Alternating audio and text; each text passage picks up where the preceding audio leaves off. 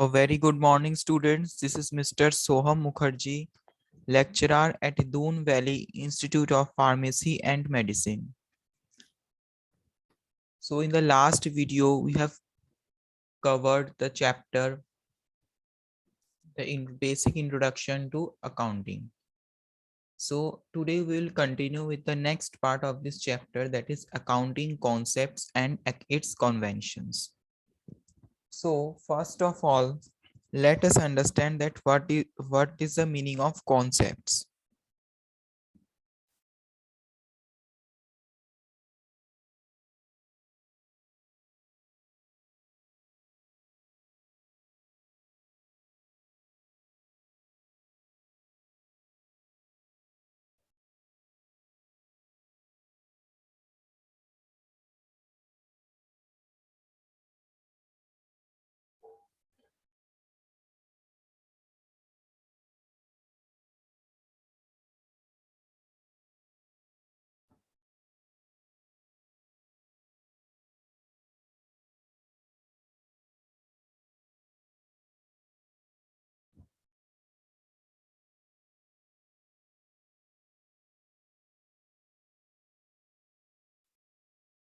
So, accounting concepts define the assumptions on the basis of which financial statements of a business entity are prepared. Concepts are those basic assumptions and conditions which forms the basis upon which accountancy has been laid. So ये तो बात है accounting concept, लेकिन अगर हमें इस चीज को समझना, सबसे पहले हमें ये समझना पड़ेगा कि बेसिकली कॉन्सेप्ट का मतलब क्या होता है. So we may say that concept may be defined as a general idea or understanding of thought. It is an idea of what thought is, how or how it works. So basically इसका मतलब क्या है, concepts का मतलब ये होता है कि वो एक जनरल आइडिया है या फिर एक अंडरस्टैंडिंग है, एक आइडियोलॉजी है, एक आइडिया है जिसके बेसिस पे हम ये कह सकते हैं कि ये चीज कैसे काम करती है, या फिर हम ये कह सकते हैं कि अगर वो एक तरह से आइडियोलॉजी है किसी भी काम के पीछे, एक एक कह सकते हैं एक जनरल आइडिया है किसी भी चीज को समझने का. तो अगर मैं बात करूं अकाउंटिंग कॉन्सेप्ट्स क्या होंगे? These are basically the necessary assumptions, conditions और postulates upon which the accounting is based. कहने का मतलब क्या है? अकाउंटिंग कॉन्सेप्ट्स वो बेसिक आपके नेसेसरी assumptions होंगे, वो कंडीशंस होंगे, या फिर वो आपके postulates होंगे, या फिर वो आपकी आइडियोलॉजी होंगे जिस जिस पे क्या है, आपका अकाउंटिंग जो है पूरा बेस्ड होगा. मतलब कहने का क्या मतलब है कि वो ये अकाउंटिंग कॉन्सेप्ट्स में वो सारे एजम्पशंस, वो सारे आइडियोलॉजीज, वो सारे कंडीशंस, वो सारे पोस्टुलेट्स आएंगे जिस पे आपका अकाउंटिंग बेस्ड होगा. कहने का मतलब कि हो सकता है कि ये जो है आपके फाइनेंशियल जिस पे जो फाइनेंशियल स्टेटमेंट्स जो होता है बिजनेस का वो प्रिपेयर होता है, तो वो भी किस एजम्पशंस पे जो प्रिपेयर होता है. क्योंकि क्या है कि जो किसी भी अगर एजम्पशंस पे बेसिस पे अगर आपके फाइनेंशियल स्टेटमेंट्स जो है बिजनेस का वो प्रिपेयर हो रहा है, तो वो चीज भी क्या आएंगे, अकाउंटिंग कॉन्सेप्ट्स. मैंने जो आइडियोलॉजीज, जो कॉन्सेप्ट्स, जो आपके पोस्टुलेट्स रिलेटेड होगा अकाउंटिंग से, या फिर रिलेटेड होगा आपके फाइनेंशियल ट्रांजैक्शन से, जो फाइनेंशियल स्टेटमेंट्स रिलेटेड होंगे, जो आइडियोलॉजीज या फिर जो भी कॉन्सेप्ट्स, तो वो सारे किस में आएंगे, अकाउंटिंग कॉन्सेप्ट्स में. So now moving to the next slide student.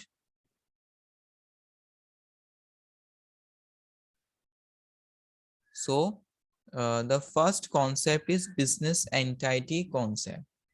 This concept, ये किसकी बात हो रही है, जो हम बात करें कि अकाउंटिंग कॉन्सेप्ट्स के, तो उसके बेसिकली बहुत सारे टाइप्स होते हैं. तो सबसे पहले आता है बिजनेस एंटिटी कॉन्सेप्ट, उसके बाद आता है मनी मेजरमेंट कॉन्सेप्ट, नेक्स्ट आता है एक्यूरियल कॉन्सेप्ट, फिर आता है dual aspect concept. So they are various variety of concept. So first of all हम किसकी बात करेंगे, business entity concept.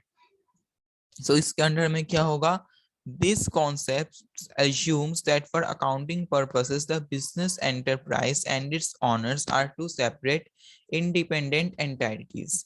Thus, the business and personal transactions of its owner are separate. For example, when the owner invests money in the business, it is recorded as the liability of the business to the owner. Similarly, when the owner takes away from the business cash, goods for his or her personal use, it is not treated as business expense. So basically क्या है, इसका मतलब ये होता है कि आपका जो बिजनेस का ऑनर है और बिजनेस का जो ऑर्गेनाइजेशन है वो दो डिफरेंट पर्सन की तरह हम उसको सोच सकते हैं। क्योंकि क्या है कि अगर बिजनेस का जो ऑनर है वो कुछ अपने बिजनेस में कुछ इन्वेस्टमेंट कर रहा है तो वो जो है वो बिजनेस ऑर्गेनाइजेशन के फाइनेंशियल स्टेटमेंट्स के अंडर में ही काउंट होगा कि हाँ इसने अपने ऑर्गेनाइजेशन में इतना जो है इन्वेस्टमेंट किया है। लेकिन अगर मैं बात करूं कि अगर उसने किसी अपने काम के लिए उस पैसे को सपोज विथड्रॉ कर लिया, कुछ भी अमाउंट जो उसने अपने ऑर्गेनाइजेशन में से विथड्रॉ कर लिया है अपने, एक तरह से कहते हैं अपने पर्सनल यूज के लिए उसको विथड्रॉ किया है, तो ऑफिशियली वो चीज जो है कभी भी उस बिजनेस ऑर्गेनाइजेशन के एक्सपेंस के अंडर में रिकॉर्ड नहीं होगा। कहने का मतलब है कि वो उस बिजनेस ऑर्गेनाइजेशन के एक्सपेंस या मतलब उसके खर्चे के अंडर में जो है वो चीज आपका अकाउंट नहीं होगा। कौन सा, जो अगर किसी ओनर ने अपने ही ऑर्गेनाइजेशन में से कुछ अपने काम के लिए जो है पैसे निकाले हो तो कहने का मतलब है कि ये जो बिजनेस ऑर्गेनाइजेशन है और उस बिजनेस ऑर्गेनाइजेशन का जो ऑनर है वो दो सेपरेट एंटिटी है।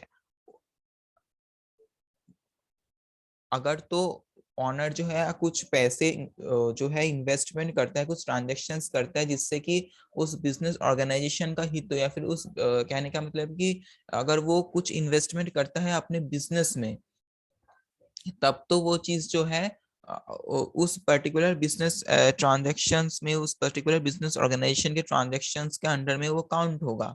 या फिर अगर वो कुछ पैसे विड्रॉ भी करता है लेकिन विड्रॉ करके किसको अपने बिजनेस से अपने बिजनेस ऑर्गेनाइजेशन के काम के लिए किसी को जो है उसको देता है, तो वो चीज भी जो है उसके अंडर में काउंट होगा। लेकिन अगर वो अपने काम के लिए जो है उस पैसे को विड्रॉ करता है तो वो चीज जो है उसके पर्सनल ट्रांजैक्शन में ऐड होगा। लेकिन अगर मैं बात करूं बिजनेस ऑर्गेनाइजेशन के एक्सपेंसेस के अंडर में, वो ट्रांजैक्शन काउंट नहीं होगा। तो कहने का मतलब है कि जो बिजनेस ऑर्गेनाइजेशन है और जो बिजनेस ऑर्गेनाइजेशन का ऑनर है वो दोनों एक सेपरेट, एक तरह से कह सकते हैं इंडिपेंडेंट एंटिटीज है। So moving to the next slide.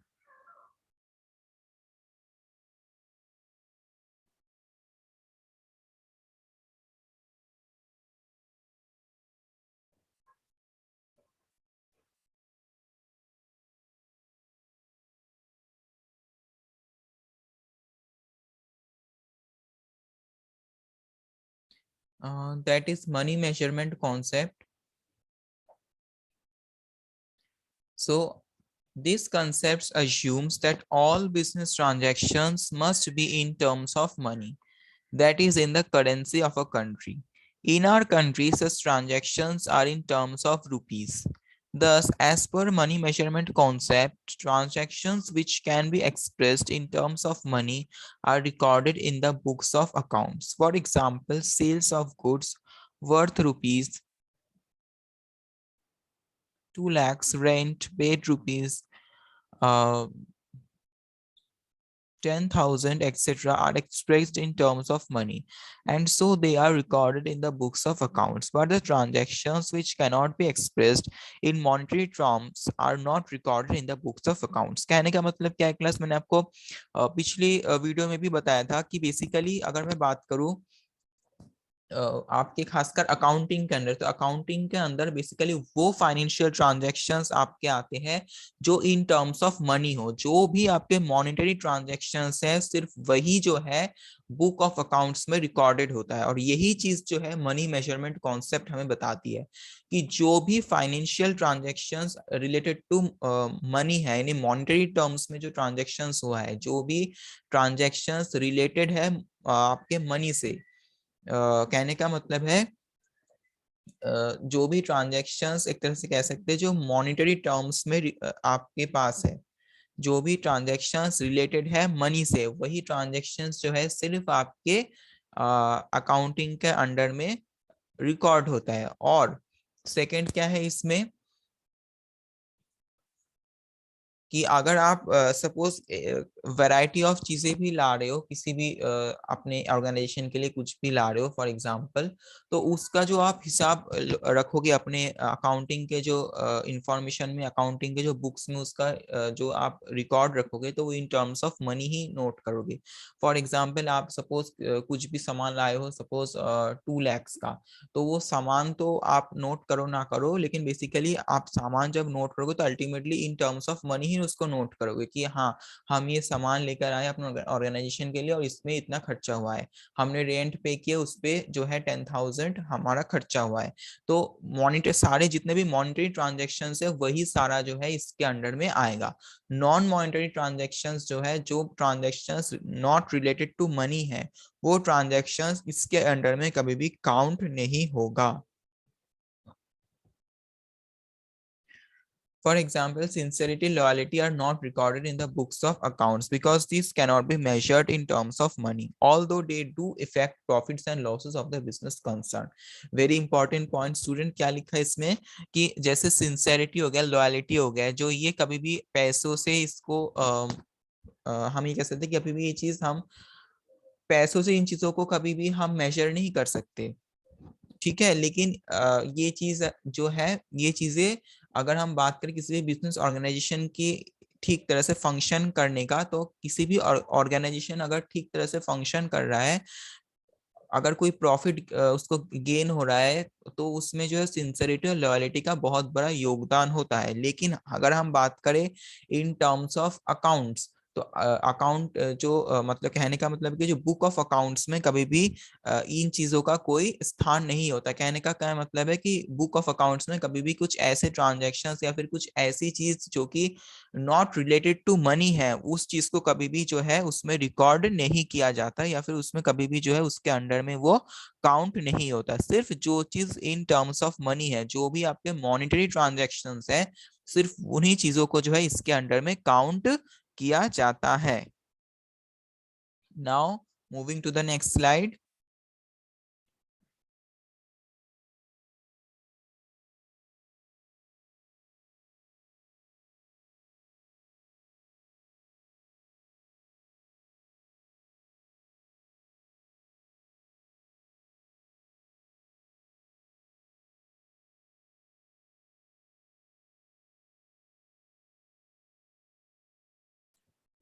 So next point is going concern concept. This concept states that a business firm will continue to carry on its activities for an indefinite period of time. Simply stated, it means that every business entity has continuity of life. Thus, it will not be dissolved in the near future. This is an important assumption of accounting as it provides a basis for showing the value of assets in the balance sheet. So basically क्या है, इसका मतलब कि कोई भी business form है वो continue करेगा अपने एक्टिविटीज को for indefinite period of time. उसका एक हर एक बिजनेस का एक कंटिन्यूटी ऑफ लाइफ है, वो आसानी से जो है नियर फ्यूचर में डिसॉल्व नहीं होगा। इसी थिंकिंग के साथ, इसी एजम्पशन के साथ आपके जो भी आपका गोइंग कंसर्न कॉन्सेप्ट है वो चलता है। Means you have to go, you have to move forward, you have to continue your journey. So यही चीज जो है गोइंग कंसर्न कंसेप्ट के अंडर में बेसिकली आता है।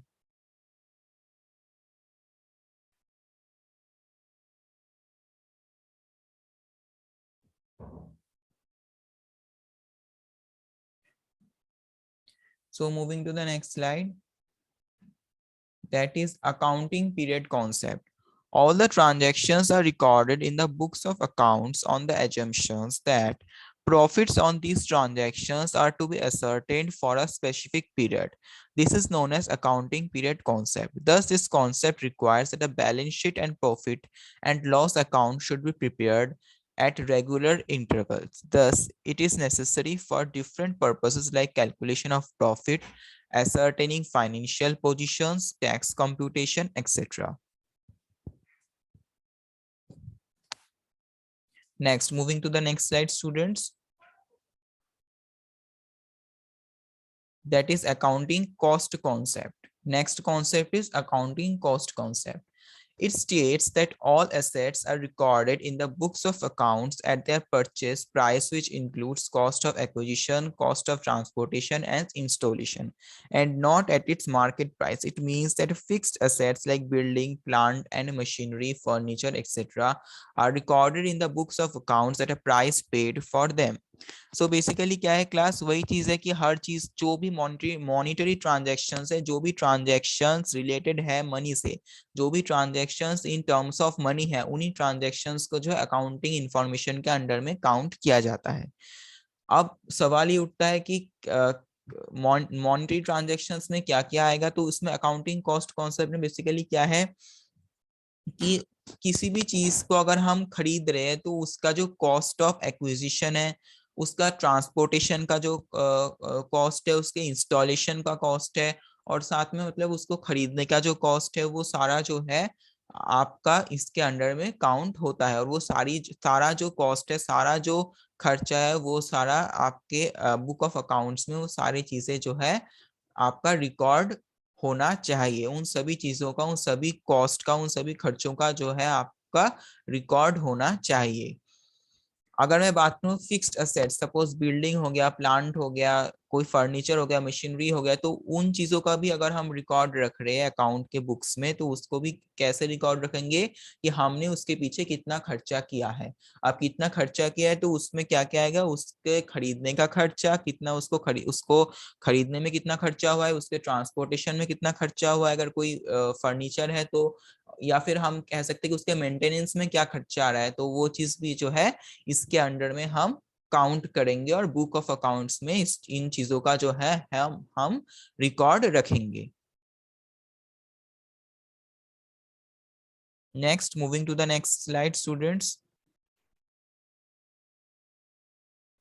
that is our next concept is dual aspect concept. So what is this concept students? Dual aspect is the foundation or basic principle of accounting.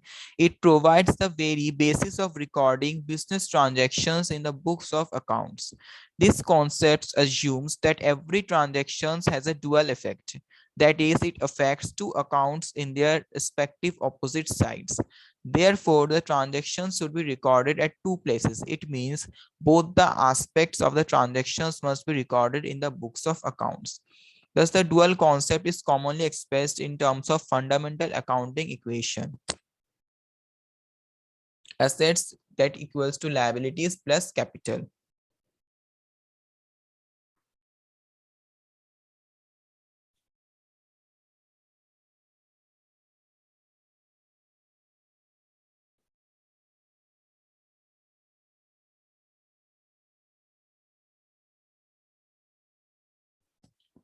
Next concept is matching concept.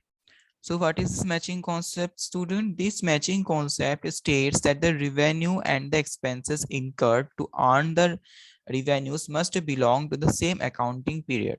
So once the revenue is realized, the next step is to allocate it to the relevant accounting period. This can be done with the help of actuarial concept. If the revenue is more than the expenses, it is called profit. If the expenses are more than revenue, it is called loss. This is what exactly has been done by applying the matching concept. So क्या है class, वही चीज है कि अगर मैं बात करूं कि अगर after the realisation of revenue, revenue की रियलाइजेशन के बाद नेक्स्ट स्टेप क्या होता है उसके एलोकेशन का। एलोकेशन किसमें कि रेलिवेंट अकाउंटिंग पीरियड में। सो उसके लिए आपको क्या होना चाहिए, उसके लिए आपको एक्चुअल कॉन्सेप्ट का हेल्प लेना पड़ेगा। और बेसिकली इसके अंडर में क्या होगा कि अगर वही चीज है कि इफ द रिवेन्यू, जो रिवेन्यू है अगर वो आपके एक्सपेंसेस से ज्यादा है, एक्सपेंसेस मतलब खर्चा, तो रिवेन्यू जो है अगर वो आपके एक्सपेंसेस से ज्यादा है तो उसको उसको हम क्या बोलेंगे, उस पर्टिकुलर कंडीशन को profit. Similarly if the expenses are more than the revenue, अगर आपका आपके खर्चे, आपके जो एक्सपेंसेस है वो किससे ज्यादा है, आपके रिवेन्यू से, तो इट इज कॉल्ड लॉस। वो किसके, उस कंडीशन को हम क्या बोलेंगे, लॉस यानी नुकसान। सो इसी चीज को जो हम मैचिंग कॉन्सेप्ट के अंडर में स्टडी करते हैं। So moving to the next slide student,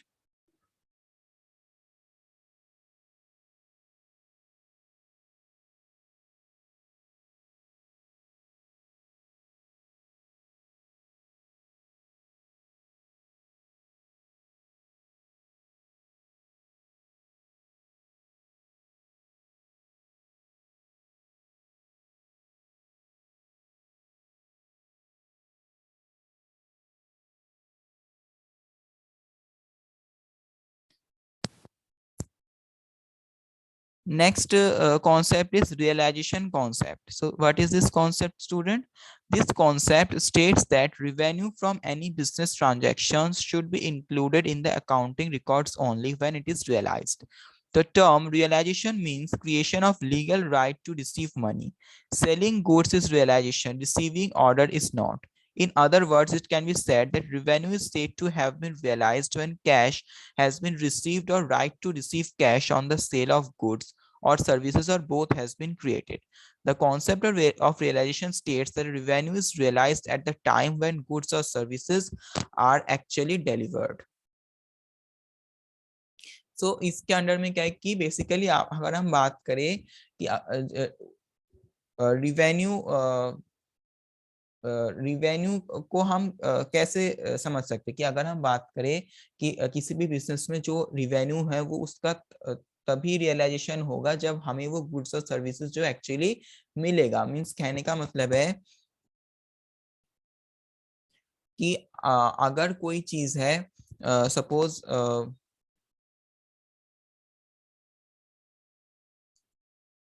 suppose कहने का मतलब क्या है कि जो भी रिवेन्यू है किसी भी बिजनेस ट्रांजैक्शंस में वो चीज तभी जो है आपके अकाउंटिंग रिकॉर्ड्स में इंक्लूड होगा जब उस चीज का रियलाइजेशन होगा, यानी जब वो चीज हमें प्राप्त होगा। सपोज हमें जो है सपोज हमें एक कंडीशन को एज्यूम कर लेते हैं, सपोज हमें किसी चीज का जो है ऑर्डर मिला है, लेकिन अगर जब तक कि हम उस ऑर्डर को पहुंचा नहीं देते या जब तक कि हम उस ऑर्डर के बदले हमें वो उस चीज के पैसे नहीं मिल जाते तब तक जो है उस चीज को हम अपने इनकम या रिवेन्यू के अंडर में बिजनेस ट्रांजैक्शंस में इंक्लूड नहीं कर सकते। तो इसी चीज यही जो चीज है इसके अंडर में आएगा, किसके अंडर में? रियलाइजेशन कॉन्सेप्ट में।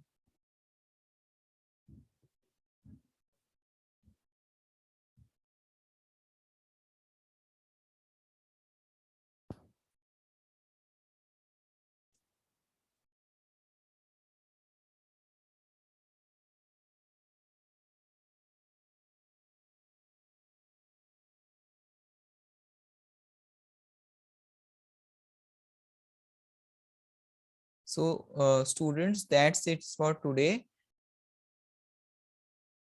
The rest part of this chapter will be covered in the next video lecture.